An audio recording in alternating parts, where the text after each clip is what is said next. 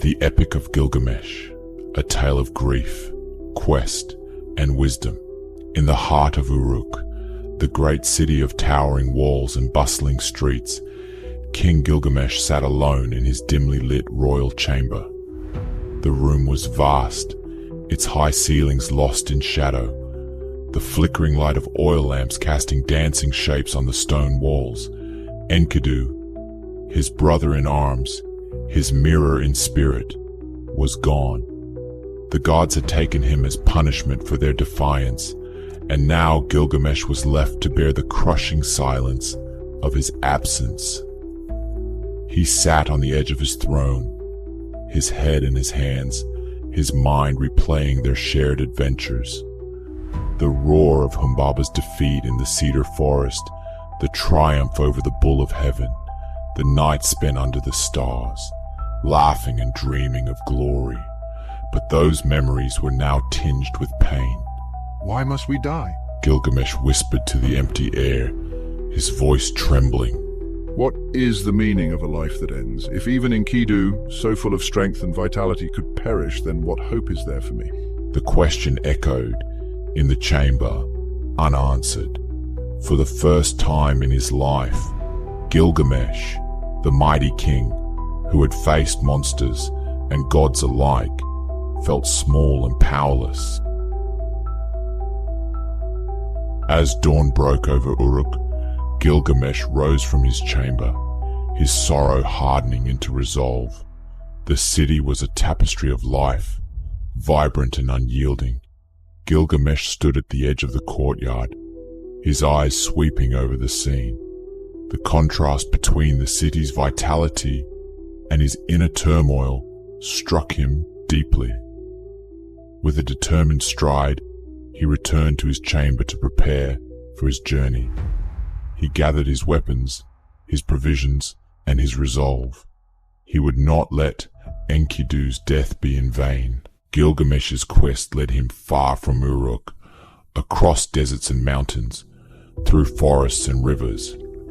He faced trials that tested his strength, his courage, and his will, but nothing could prepare him for the encounter that awaited him in a lush golden garden, a place of such beauty that it seemed otherworldly.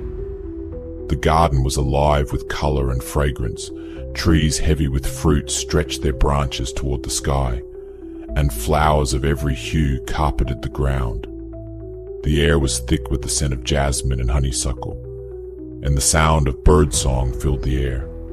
It was here that Ishtar, the goddess of love and war, appeared before him. She was radiant, her beauty almost blinding. Her eyes sparkled with a dangerous allure, and her voice was like honey, sweet and intoxicating. Gilgamesh, why do you wander so far from Uruk? Stay with me and I will grant you riches beyond measure, love beyond compare. You will want for nothing. Your love is a storm, and I've seen the devastation it brings. I will not be another of your victims. You dare reject me? You will regret this, Gilgamesh. I will make sure of it.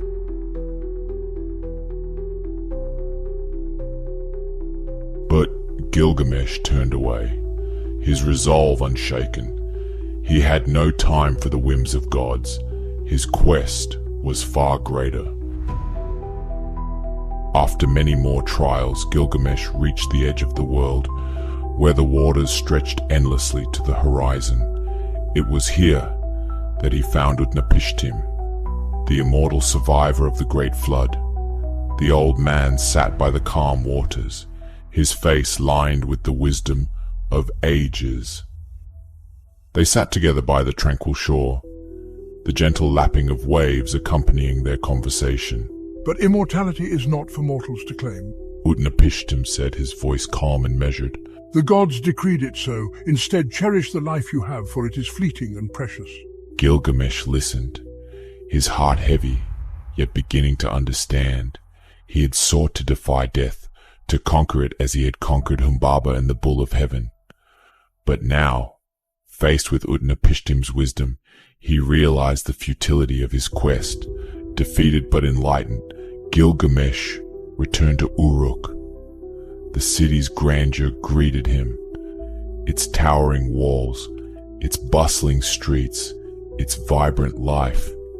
He walked among his people, no longer the prideful king, but a man transformed.